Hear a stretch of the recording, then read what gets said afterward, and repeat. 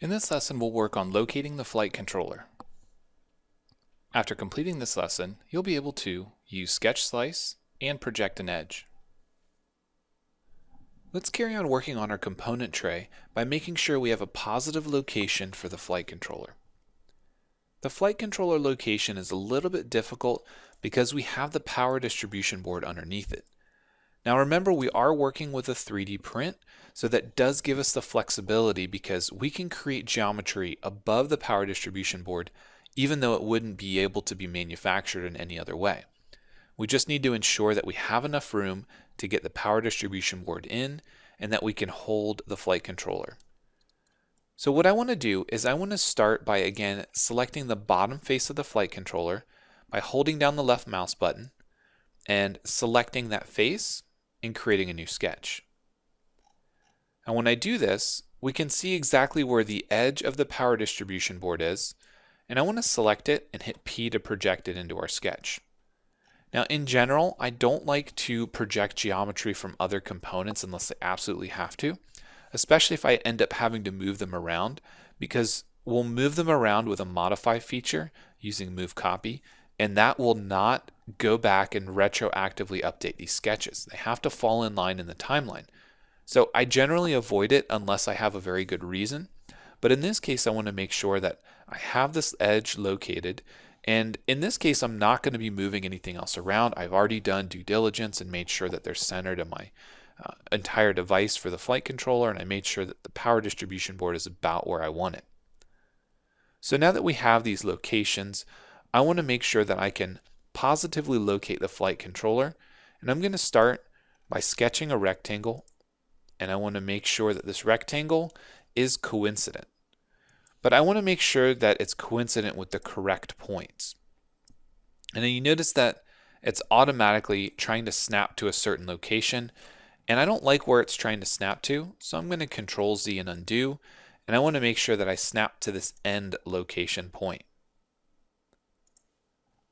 I'm going to then take this point, I'm going to zoom in or drag it until it snaps to the end of that line, and that way it's fully defined. Now this section here is going to be a little bit interesting because we're going to have to carry this wall up pretty far. So instead of doing a very thin extrude like we did with those other 3mm extrudes, I'm going to make it a bit thicker.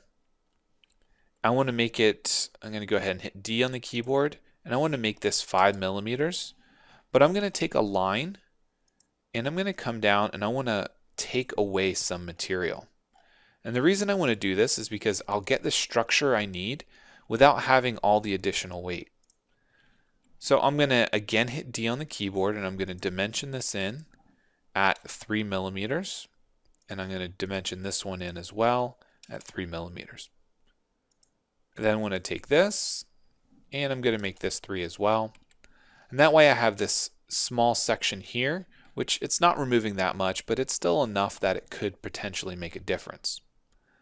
So this is going to go all the way up, and it's going to make sure that I have a positive stop for the front of the flight controller.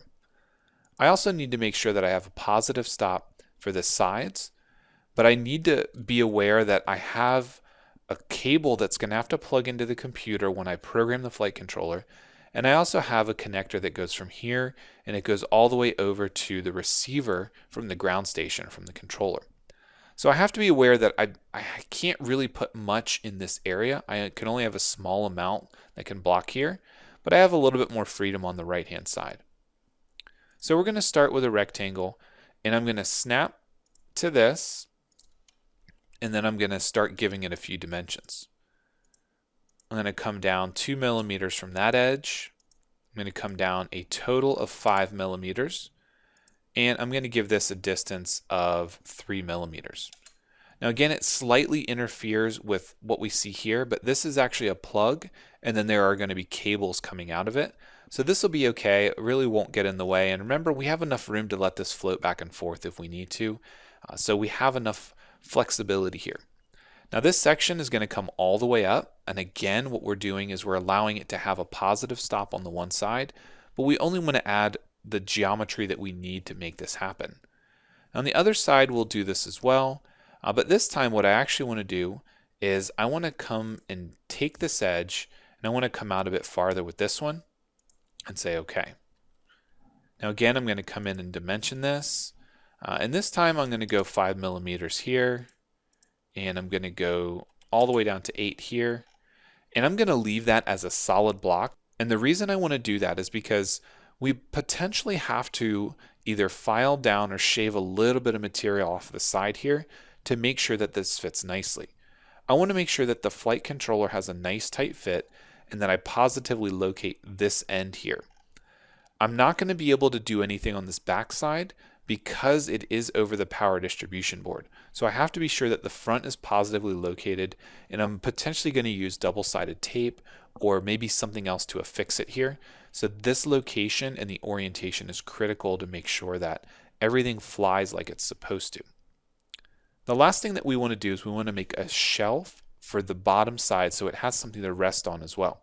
Now again, we can only go so far because of where the power distribution board is, but we're going to take that reference edge and we're going to go ahead and we're going to draw a rectangle. And I'm not going to snap into anything just yet. I'm just going to simply come down and then I can snap to this edge right here. And with this, I want to come from here and make these two coincident. I'm going to do the same thing on the other side. I'm going to make it coincident with this. And I'll do the same thing on the top, make it coincident there.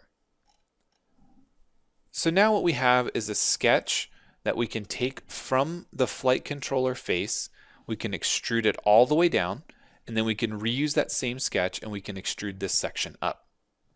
So we're going to stop our sketch. We're going to hide the flight controller, which is the Micro CC3D, and we're going to create an extrude. And we want to take all of these regions, even this small section here, and we're going to take those all the way down, and we're going to go a distance to object and say the inside face.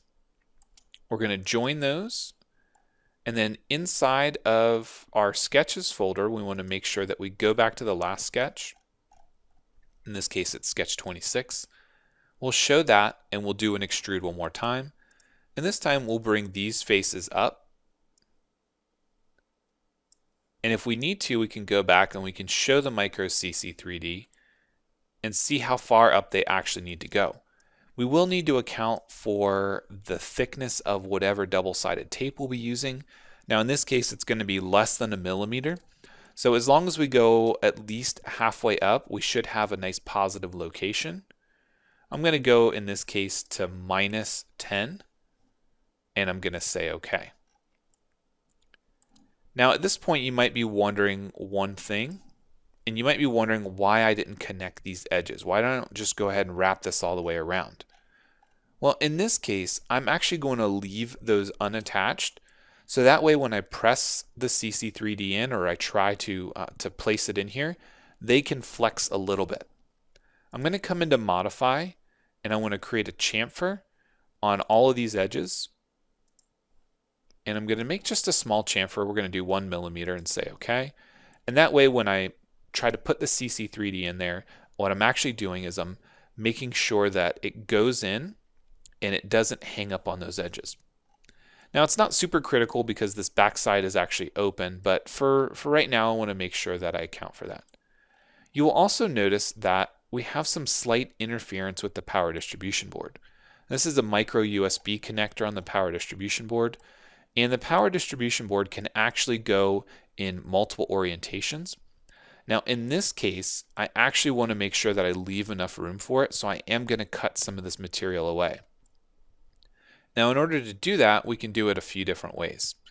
We can hollow out the underside of this. So we only have the top shelf where we're going to actually adhere to, or we can simply take this extrude and move it back a little bit. So to start this process, I'm going to use press pull. I'm going to grab this face and I want to move it back 1 millimeter. And I want to take a look at it from the top and see if I have enough clearance here. Now it's still pretty tight, and assuming the model of the power distribution board is right, I want to make sure that I give it a little bit more clearance and I go back to 1.5. The next thing that I want to do is create an extrude on this face by creating a new sketch. And notice that what I have for my options are create sketch, and extrude. Now in this case, I want to start a new sketch. And one tool that I want to use is the slice option, which will automatically take away everything in front of that sketch plane. So we're going to take this face, and I'm going to use the sketch offset. And notice that when I do that, I can select that entire edge and I can bring it in -2 millimeters. I then want to take a line and go straight down. And I'll do this on the other side as well. Now once we have those lines, I'm going to rotate it back, and I want to extrude this out. Now depending on what objects are in your way, you might need to rotate it around or hold down the left mouse button. But what I want to do is I want to actually take that through. So this way I'm not adding a ton of mass to the extrude, and I'm going to take it partially through into this wall because that's enough structure right there. I don't need to have all that material there, and I'm going to cut through that. So let's go ahead and save this so we don't lose any of our work and move on to the next step.